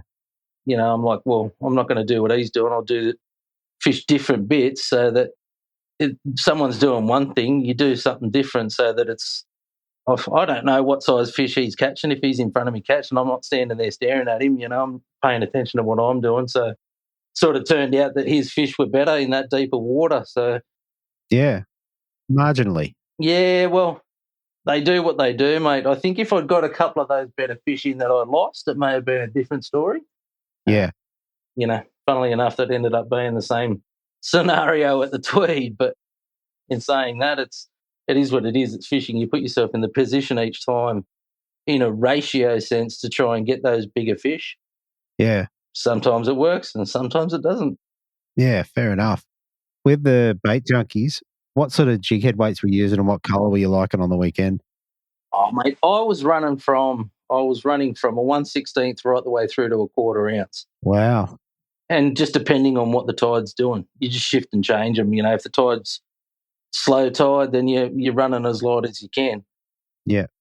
I had a guy message me just today actually and ask a question about the Dollar episode that we did in the harbour and just about jig heads. What weight jig head were you running? Now, I just replied to him, I'd love to be able to answer you, but there's just no open and shut answer. I literally run every weight in every size. Yeah. And I'll use them during the day in accordance to what conditions you're fishing. There's no, I just run a 1/16. I just run a 1/20th. There is none of that. You can't. If you want to work them effectively, then you can't. And I think sometimes too that's why I lead away from the crab fishing in a few circumstances, because you can't adjust the weight as much as you can with a plastic. So you've either got heavy or you've got light. That's it. If you're running a plastic, I find that I can fine tune it a little bit more, and I can fish that mid-water column a little bit more. And that white water, I find when the fish are in there trying to clean their gills a bit in that white water, you can keep that lure in there a little bit longer with a plastic, especially with the bait junkie. They just sit there and flutter a lot more. So Definitely. that was the reason behind my choice. Actually, my non-boater, I think it's Heath. I kept calling him Heath. He was leading on day one. He was using the bait junkies as well. He was using I started out on the motor oil, and then he was using the bloodworm and got a couple of fish on the bloodworm. And I said, "Oh, you cheeky bugger, I'll try the bloodworm." And then the bloodworm was just boning it. So I was like, "All right, that's his pick." The bloodworm was the favour. So anyway, it's Ethan, not Heath. And he was leading on day one too, so he had a good little bag. Yeah, Ethan Glover. Yeah, I did. I was looking it up as you. So it looks like you had Ethan on Saturday and Ethan Glover on Saturday, John Glover on Sunday. I did, yeah, and he didn't do too bad either. I think I got him. He got a good bag in our spots, so that wasn't too bad. And John, I'd actually had on the boat when I won the boat, right, at the grand final too. So yeah, we'd fish together. We enjoy each other's company. It was good to have his young bloke. Most of the day when we were fishing in the grand final, we were talking about his young bloke and this and that. So it was good to have him on the boat as well. So very good. It's good to see the new blood, mate. He's only 16. So when I lost power, my first instinct was actually for him, because, you got a new young guy, you're the skipper on the boat. And I don't think he realised the danger he was in. I definitely did. Yeah. And to get him out of there nice and quick was definitely my game plan once the failure come on. So, yeah. But Hilly saved my bacon massively. I repaid the favour with a bottle of Jack Daniels, and Joel a nice new rod after squeezing his hand to pieces. So fair enough. Yeah, like I'd have been buggered without the two of them. I really would. So I was very appreciative. Yeah. I think it's a good story of, guys helping out when they absolutely need to. You can't get better than that. I think that's the law, right? If someone's in that sort of situation, it is actually the law to do that. Like you're legally not allowed to leave someone. So, well, that's my understanding of the terminologies. But at the same time, Healy's boat was definitely not built to do what he did with it to get me out of there. So that's one of those things. Like I say, when we washed out wide, there were some big breakers coming through. Yeah. And my boat probably copped one of those. His boat definitely could not. Yeah. He was in more risk than I was. So there you go. All right, mate, last thing with fishing, what were you sort of running for the weekend in terms of your sort of leader class, and what rod were you liking for your plastics? I was running 4-pound leader, hence the reason I probably got wiped out a couple of times. Yeah. And then I was also running what main line? I think it's 8-pound, the Expedition. Yep. And then I had rod wise. I think it's the 610 in the cheaper in feet is what I generally run with my crabs. But then when I was going to the plastics, I was trying to run my 7'4", 7'3", 4. I think it's in the EX range in the in feet. All right, mate. We might leave the fishing there for, what did we come in? Second place. What'd you get to take home for that? I took $2,000 plus the Mercury bonus, which was $250. So yeah, nothing to be sneezed at. That pretty much paid for most of my weekend. Well, probably not most of it, probably 3/4 of it. But yeah, anyway. Yeah. No, that's fantastic. And in terms of sponsors, mate, is there anyone you want to give a shout out to or say thank you to? Yeah, look, definitely. I'd love to give a shout out to Daiwa. The gear that they're getting me at the moment and letting me use and sending over to us and mate, it's phenomenal. Hey, like, it really is good getting that bit of support from Daiwa. Yeah. And then financially, Power Pole, mate, they really helped me a lot. Pretty well. They pretty much cover my year when it comes to finances and the product that they have on the boat for me. Like the Power Pole move this entire weekend has just been non-stop. Like it is definitely the electric motor that they promised it to be. And to be able to have that on my boat made a huge difference. It was just so quiet. I've got the 61-inch shaft, which made a massive difference when I'm sitting there in the current and in the waves, in the 2.5 meters of swell or whatever it was. I could just sit there, spot locked, and it was 100% perfect in the one spot. Didn't move. It's like the rougher it gets, the better that thing is. Really? That's awesome. Yeah, I can't fault it. I will not have another electric motor, I tell you that much. That'll be the thing. So that's a massive shout out to Power Pole for the products. And the Power Pole charge on the boat, my battery went flat, but at the same time, that was my fault. But the Power Pole charge is the thing that allowed me to start it back up again. Being able to decant power from a 36-volt battery, an individual 36-volt battery, back to a 12-volt lithium battery so it will start again. A lot of guys, you should just have a jump across, this, that and the other. The more stuff you have on your boat, the more chance there is for it to corrode and go crap. There's 2 wires, 2 or 3 wires from the Power Pole charge that control all that. In a perfect world, 3 minutes is fine for it to be able to jump back across and get you started. But when I was fishing where I was, it was just a real shame that it was that time frame where I didn't have that time. So, the Power Pole charge has been... And again, you have all this technology and it's awesome, but when you don't charge your boat yourself because you've been lazy with it, because the thing... I can go and do 4 or 5 days without charging that boat. Yeah, right. And I guess I just took it for granted, to be honest. I probably... I got a lot going on, mate. I got a lot going on. So just an error. So yeah, mate. Yep. And you just bad timing. You want to do everything. And it's probably a reason for some of the outcomes that I've had during the year. It's the ones where I've been able to go away and not stress or worry too much. I mean, it is. It's not a hindrance. I love having the family there, but there's a lot more extra work that goes on when you got a 4-year-old there. So 100%. It's busy, mate. It's busy. So it goes through your mind, a bit of lack of sleep and all that sort of stuff. It doesn't help your events, but at the same time, that's the challenge that we take on, and I wouldn't have it any other way. So exactly. If you can do it when that is all going on, then it's just that little bit sweeter. So it won't change. I would never change it. That's exactly it. Now, given that, just before we head off, like given you did give it a red hot crack for Angler of the Year this year, and you've kind of just missed out at the end there. How's that make you feel for next year? You fired up? Yeah, mate. I'm always chasing that Angler of the Year. I've done it ever since I started doing ABTs. That will never change. Yeah. I've made no secret of it ever. It's never ever been. That to me is always and has always been the pinnacle of the ABT. It's not the individual event.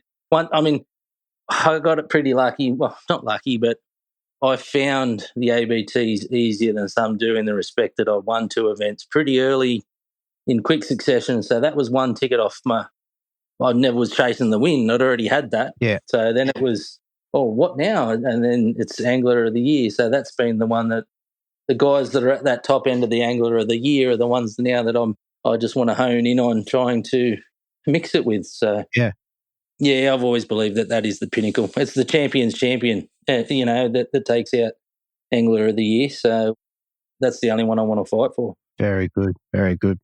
All right, mate. We're going to leave it there. Look, congratulations on your year anyway. Congratulations on this round. And, mate, good luck in the AC coming up soon. The GF. Yeah, GF, not the AC. Wrong code. Wrong code. Yeah, the grand final will definitely be a fun one. I'm looking forward to that. I'll see what I can do about swinging a couple of days to go and have a toy around. Fair enough. All right, mate. Well, good luck with that. Thanks for coming on the show again. And, mate, we will talk to you again soon, no doubt. Yeah, not a drama. Thanks for having me, mate. Cheers, guys. Cheers. All right. So, in first place in the boater division, dropping 5 fish for 3.315 on the Saturday, backing it up on the Sunday with 5 fish for 3.340, giving him a total of 6 for 6.655 kilos. I've got the Angler of the Year for 2024, Mark Healy. Welcome back, mate. Yeah, thanks, Andrew. Thanks for having me back on. Mate, it's hard to keep you off the show. You've had 4 wins in this season, the one to come after this episode, and 2 fourths. So very, very close to 6 interviews for the season. Yeah, it's been, I'm still a little bit shocked by it all, to be honest, but it's been pretty bloody amazing. Yeah, mate, absolutely phenomenal year. But, mate, we've got a whole lot to get through. Where I wanted to start with you was your thoughts leading into these comps. So in terms of Angler of the Year, you were right up the top there. Yeah, just give us an idea of what you were thinking leading into the Northern Rivers doubleheader. Yeah, sure. So I guess from a points perspective, I was sitting quite nicely. I think I was two points off Mark, who was in first place, but I was carrying an 84 points from the Hawkesbury. And at the time I had the 2 wins from East Gippslands and 2 fourth places, one from the Derwent River and a second from Blackwood River in WA. So knowing there was 2 rounds left and doing some quick maths, I thought, I'll tell you what, if I can get a top 5 result in one of these 2 northern rounds, I thought I might give it a good shake. So yeah, which turned out to be accurate. All right. So up in Ballina on the Richmond, sorry. Have you fished up there before? No. So I've never fished, Richmond River nor the Tweed before. So this road trip was all new to me. So I did a bit of research leading up prior to it on Google Earth and all the usual type of things. But I did think that I guess the style of fishing may suit me if I could find the right fish and convert opportunities. And tournament fishing's all about that. Quite often you'll get the opportunities, and if it goes your way and if you can convert them, you'll have a great day. And if you can't, sometimes it just doesn't go your way, and that can make the difference. Yeah, 100%. There's those days where you just got to land everything you hook and you come out trumps, or there's the other days where you miss 2 and that's the difference. Yeah, that's it. All right. So then given that, mate, tell us about your pre-fish. Yeah, so I just wanted to have a look, at the venue really and just cover a bit of water. Obviously never fishing there before. I just wanted to get familiar with the layout of the system, just from, I guess, a safety perspective and obviously to find fish as well. And so the plan was just in the hours I had for the pre-fish, I just want to cover as much water as possible. I didn't want to get bogged down on one particular area. Even if I found fish, I was happy to leave that area just because I wanted to go and find more fish or have secondary, third, fourth locations that I could fish during the tournament, and also maybe search for bigger fish. So I had maybe 6 or 7 key areas that I had sort of selected, and I just wanted to fish those on probably different parts of the tide as well. So you might start on one area and you'll rotate through those and then come back on a different part of the tide and see how it's fishing, whether the fish have moved, staged, responding differently and all that type of thing. So just wanted to get a bit of an idea on the system, how the fish were feeding, where they're holding and what lures to throw as well. Yeah. Okay, so with the Richmond River, you did some research on Google and what have you and went up and had a look. Did it remind you of anywhere else? Like, did you drive along and say, I've seen this structure before, but just on another river? Yeah, 100%. And I guess I likened it to the Clarence River. I've actually fished the Clarence a fair bit in the past, and I come second in an ABT grand final there a few years back. And so when I was looking on Google, I was like, oh yeah, this layout's very similar. It's a lot smaller scale, is the Richmond River, but it had similar features. It had this big sweeping porpoise wall that reminded me of Middle Wall, I guess. It had the sea walls, had rock walls upriver, couple of bridges, all that type of thing, some deep reef. So it wasn't too dissimilar to the Clarence, which I was sort of pleased about because I'd try to use, I guess, my experience on the Clarence and apply it to Ballina. Yeah, okay. Okay, well, it seems like it worked out pretty well. Let's roll into day one and tell us how you went about putting together the bag and what happened on the day. Yeah, I was actually planning on pre-fish. I got some good fish on the southern wall, and I was actually planning on starting off on the southern wall, and I think I started way down, maybe in like 35th position or something. So by the time I got to the seaway. There was actually a couple of boats on the southern wall, and I was like, oh, okay. There's a spot on the northern wall. I think Mark was towards the end, and I pulled down probably 70 metres upstream of him and started fishing. And I think that's where I stayed for the next few hours. Fishing wasn't, out of control, but there was certainly enough fish to keep me there, and there was some good fish amongst them as well. Even though I didn't get any monsters, there was good-sized fish coming through, and it was just a matter of just being patient and waiting for those bigger bites amongst the smaller fish. Yeah. And what was your attack? How were you targeting them? Yeah, I was throwing sort of the northern wall. There was a bit of southerly swell rolling through. So as opposed to the pre-fish day, it was quite hairy on pre-fish day. I didn't actually go to the northern wall. I did fish the northern wall, but further back because the front of the wall was actually breaking quite heavily on pre-fish day. So I didn't want to sort of chance my arm and go in that area because it looked pretty unsafe at the time. So in saying that, I knew there was better fish down the wall.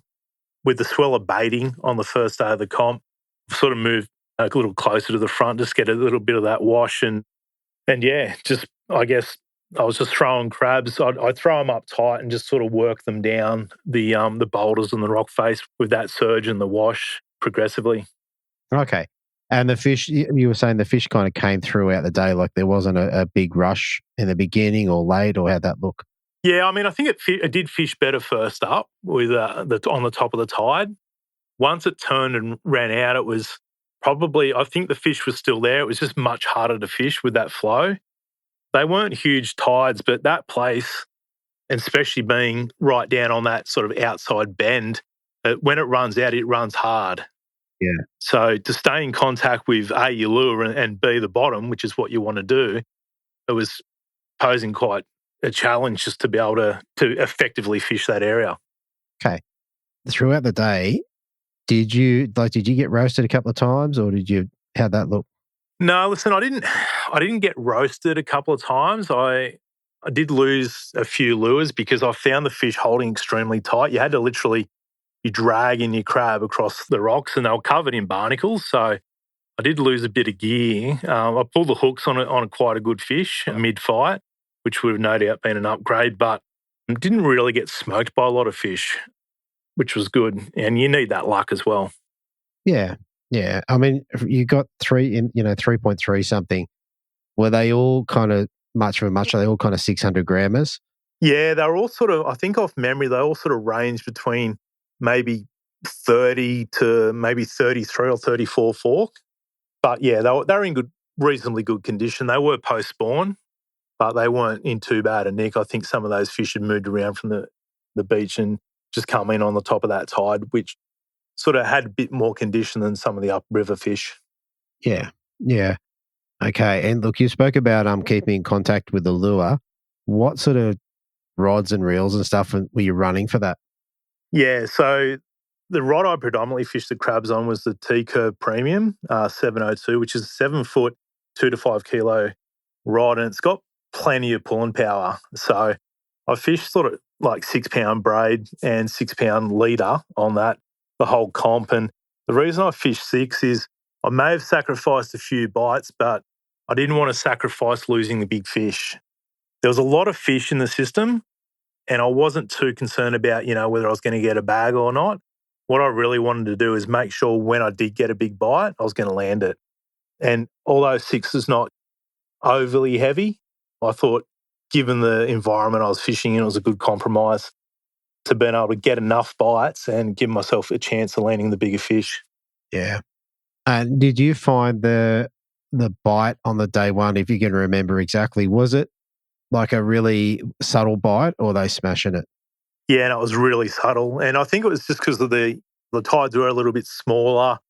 It was a full moon at the time, and it was a post-spawn bite as well. So I think all those things combined, it was a pretty tentative bite. It wasn't with those crabs when it's a good bite and they clunk it, you'll feel a jolt straight up into your arm and near knocks your shoulder out of joint. But with the bite this day, it was very much just a rattle, you could feel them grinding on their teeth, and they'll just grab it and just rattle it, and any sort of, I guess, forceful movement with the lure would just turn the fish off, and they wouldn't come back. So A lot of the fish actually caught on a slack line just because they felt any tension or anything like that, they wouldn't come back. They wouldn't want a part of it. Yeah. Yeah, right. Okay. And then for the day, did you spend the whole day on the wall? I fished it probably as long as I could. And then I sort of moved up onto, I think I went and crankbaited a few walls and bits and pieces upriver, but didn't really upgrade any of my bag, and then moved back there later on. And I think I managed maybe to upgrade like a 29 it's like a 29 or 28 to a 33 fork late in the day. Yeah, right. Which sort of gave me that sort of 3.3 kilos. Yeah, which was pretty tidy. I'm told you had a little bit of an event out there on the wall. Yeah, yeah, we certainly did. I was sort of fishing that northern wall, and I could hear this sort of yelling and screaming going on, and I've looked over, and Cromo was sort of doing these, I guess, movements with his hand across his neck, and I was like, what the hell's going on? And he was in distress. Like, you could see the panic in his face, and I've just straight away realised, he's dead. He's got no engine power. So I think we still had our lures in the water, and I've just said to my non-boater Joel, I said, mate, just jump in and sit down, and ripped the lecky up and just did a U and flew out. And I said, and to see what was wrong. And it was actually drifting. You know, like I mentioned, there was sort of that southerly swell coming into the channel, and that was pushing him along with the wind, which was pushing into that northern wall as well. His boat quite at a rate of knots, and as soon as I got there, and I've got no power. I'm dead in the water. And I was like, oh shit, this is not a good situation, because you could see him. The boat was drifting extremely quickly. It was run out tide. It was hooking out. The wind was blowing from the south onto the wall. The swell was coming from the southeast onto the wall, and he was dangerously close to getting washed up onto the rocks. And I said, mate, grab your rope out, and we'll try and get you out of here. And you could see every time the swell went down, the surge went down, you could see the rocks behind him. They're all barnacle covered, and as the swell dropped down, you could see rocks on either side of his boat. And I was just thinking, shit, and this is getting real bad here. And just to the point where I was thinking we're going to have to rescue him out of the water. And yeah, sure enough, he's grabbed his rope out. It was a bit tangled and stuff, and finally got there, and he's through it. And huge credit goes to Joel McKenzie, who was my non-boater, real strapping lad, and he's up the front, and Mark's thrown the rope, and he's grabbed a fingertip on it and pulled it on. And I've just yelled out to him. I could see the swell coming. They were sort of starting to break over the back of my boat, and I've just yelled out. I've just yelled out, hang on and don't let go, and just jammed it in reverse and stood on it. You know, I could see I didn't want to hit it too hard because I knew the guys just didn't have time to tie it off. If we tried to tie it off, we were going to lose probably both boats, because I was concerned about the front of my boat hitting the front of his boat, and it was just complete carnage. And you know, there's a lot of screaming and yelling going on, and then Cromo's just wrapped it around his hand, and as Joel's laid down on the front of my boat, like laid across the sounder and the ghost. I've just jammed in reverse, and then slowly but surely I've just started backing up, but the waves are then crashing over the back of my boat, and I'm thinking, shit, we could go under here as well. It was getting a bit gnarly, and eventually we just got him with that outrunning tide. I've just got him away enough from the wall to be able to clear the rocks. Yeah. Yeah, it's just a credit to both the guys. For if either of them let go, I can tell you right now, there was no way in hell that we were going to get that rope back again and get that boat off that rock. So yeah, huge congrats goes to Joel for saving their bacon, really. And I don't think we certainly did anything that none of the other competitors wouldn't have done in that situation. When you see someone in distress, whether it's another ABT angler or it's just a recreational fisher or whatever it might be, like instinct just kicks in. You just got to help them out. So yeah, no, it was. I can tell you now, like we were like after the whole experience, Joel's like, oh man, he goes like, I can't fish. Like his hand was all swollen up. He was still pulling rope out of it the next day where it had cut in so tight, the rope had bound into his arm. That's just to show that, like how strong that the guys were holding on, and I guess the pressure of what they had to do to be able to drag that boat off the rocks was extremely crazy experience. And frightening too. And it's not something I'd want to wish on anyone, but, at the end of the day, everything's all good and thankfully no one got hurt, and that's the main thing. Yeah, mate, what a great effort from all of you guys to prevent a bit of a tragedy. Yeah, so well done. And so how, after that, mate, how did you go about fishing the rest of the day? You a bit shaken up or what? Yeah. I had to take a bit, eh? Like, I was like, oh, shit, like, what, do I keep fishing? Or like, I was like literally shaking. We were both just so rocked just after seeing what nearly happened and just experiencing that whole thing. Like, we were both visually pretty shaken by the whole thing. And I don't think we fished for probably a good half an hour, 40 minutes. And we just sort of reassessed and had a bit of a chat about things. I was really concerned about Joel's arm because it did swell up pretty quickly. And I was concerned that it may have actually been broken. That being the case, we would have got him straight into get some medical advice. But he's like, no, I'm good. I want to keep going. So it was later in the session and we fished the end of the session and then went in from there. So fair enough. But yeah, it was a crazy, wild experience. None that I want to go back to immediately. No, absolutely not. Well, mate, you ended up dropping a 3.315, which was, I think that you were in leading on day one. Was that right? I think I was in maybe, off memory, maybe third or fourth. Maybe third or fourth? Okay. Maybe, yeah. But either way. Oh, hang on. Yeah, I was in third or fourth. I can't remember which one, but I think I was up there, but not in the lead. Fair enough. All right. Day two, mate. Tell us how day two played out for you. Yeah, well, funnily enough, like I'm just running AGMs at the moment on my Ghost, and I completely, absolutely knackered them on that first day, just sitting into that current, on spot lock and whatnot on that seaway. And I woke up day two at 6 o'clock in the morning and I went to take my batteries off charge and they were only at 25%. I was like, oh shit, this is not good. I'd obviously drained them to an extent where they wouldn't or didn't have time to fully charge up overnight. So I was pretty concerned about that. But I was like, righto, that just means you got to get your fish early. No excuses, get out there and get it done. So yeah, jumped on the water, made a few phone calls, couldn't really source much in the way of spare batteries or anything, given, the time it was and everything, and went out there and just hoped for the best and sort of, it's not easy, but try to preserve, I guess, a little bit of my battery power just for the event. And luckily, the fish bit relatively early, and I think maybe an hour and a half in, I'd had my bag. So, it was pretty handy, including like a 37 forker. So that was probably the fish. My overall size of the bag, the average size wasn't as big, but when you got a 37 forker in there at the Richmond River, you're having a pretty good day. So I think the other fish were maybe in that sort of 28 to maybe 29 range. Yeah. Yeah. Did that end up being your bag for the day, or did you upgrade it throughout the rest of the day? Yeah, no, that was pretty much it. Probably, there might have been probably two small upgrades, and I'm talking like 27s, 29s or something like that. I think it was that one good fish, maybe an hour or so in, that did the damage. Yeah. And I think just that's what I wanted to do. I just wanted to throw crabs. And I guess something to note too is that came on the bigger crab, the 65 mil too.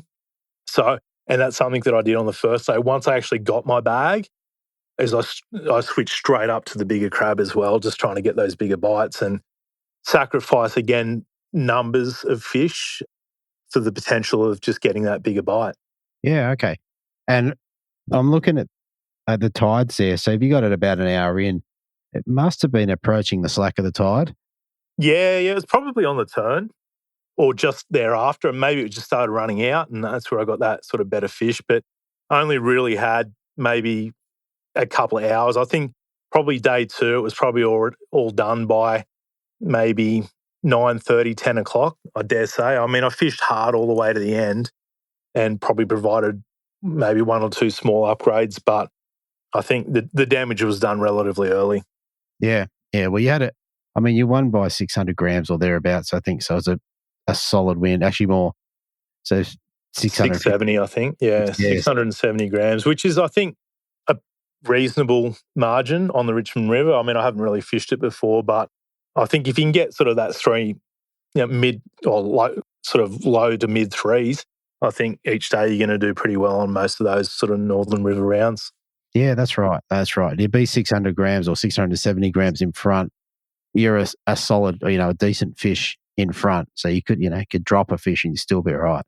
Yeah, that's it. You don't know that at the time though, Andrew, because you're thinking, shit, everyone else could be braining them here. I've just got to go hell for leather.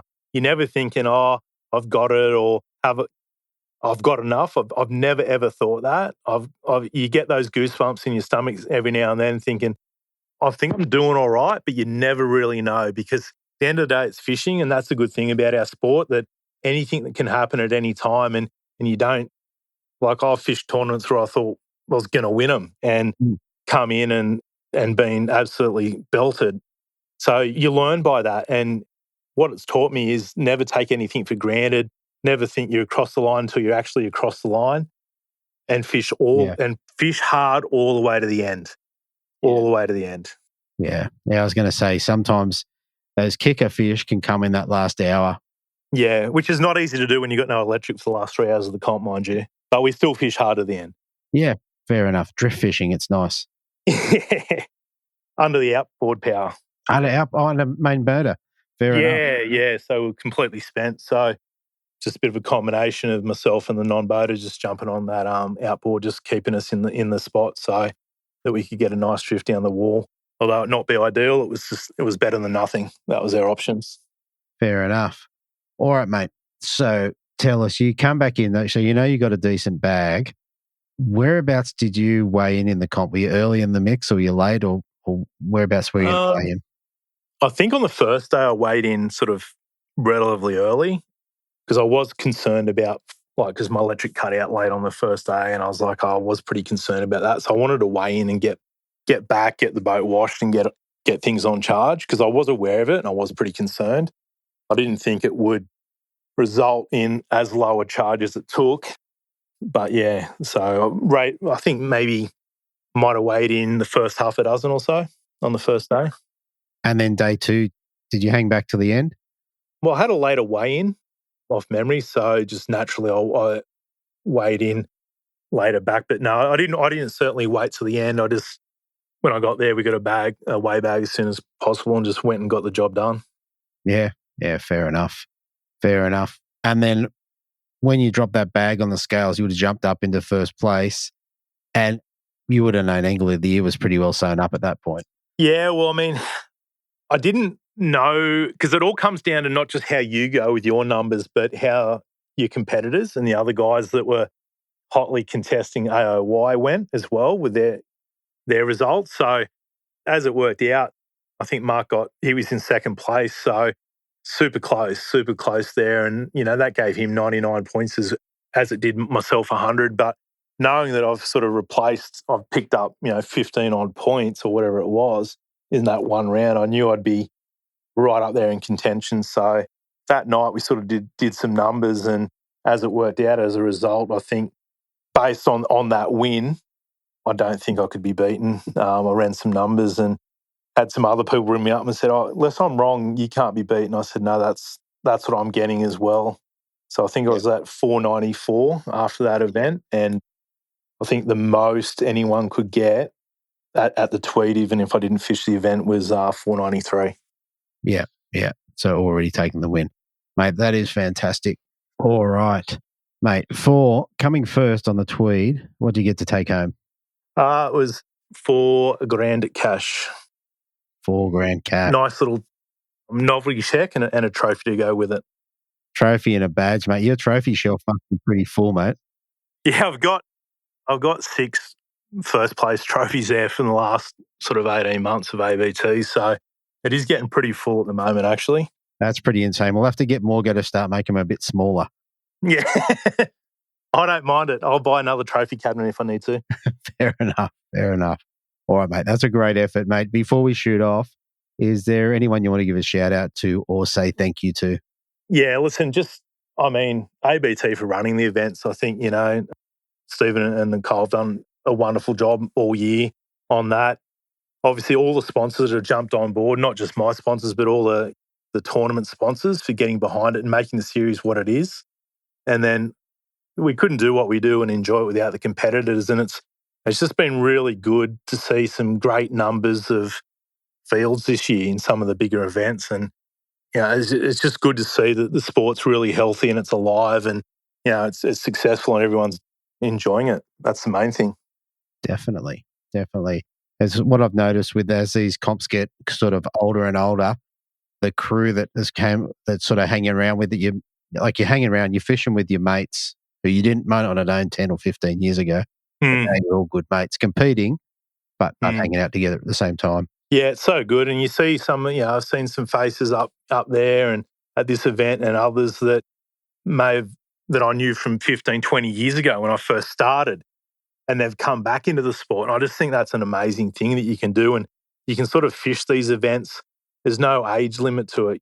There's no, limitation of when and how many and events that you want to fish and when you can and that type of thing. So it's just really good to see people fishing it and enjoying it and sort of just getting behind the whole sport as it is. So it's great. Yeah, absolutely fantastic. All right, mate. Listen, congratulations on the win and the Angler of the Year win. And, mate, thanks again for coming on, and I'll talk to you soon. Thanks, Andrew. Appreciate it, mate. All right, so there you have it, everybody. I'm going to wrap this one up reasonably quickly. It's another massive episode. A couple of things coming up. You've got the East Coast Brim series on Botany Bay in a couple of weeks. And also, you got the Vic Brim at Malakuta. So that's something to look forward to. Definitely jump back into the Malakuta episodes on the show if you want to get a little bit more insight before you head down there. It's a couple of great episodes. I haven't looked up the ones, but you can scroll through and have a look yourself. A couple of things I enjoyed about this episode is talking to some people who've been on the show before, as well as a couple of new guests. So that was pretty awesome. Congratulations to Mark Healy, who's absolutely on fire over the last 18 months. It's been out of control. So definitely pay attention to there. I know Shimano's got some great stuff coming out. And yeah, definitely keep an eye on what's going on over there. All right, I think I'm going to leave it there. Look, thanks for listening. Please go back and listen to some of the episodes you haven't. There is some gold. Like I said earlier in the intro, there's gold in every episode, and you never know exactly where it's going to turn up. So jump back in, listen to the ones you haven't listened to. I hope you enjoy it. I hope you learned something. And I'll speak to you next week where we're going to do part 2 of the double heavet from northern New South Wales. So I'll speak to you then. Thanks for listening. Thanks for listening. Hopefully you were informed, inspired and entertained. If you were able to learn something or just enjoyed listening, please consider subscribing and rate us on your favourite podcasting platform.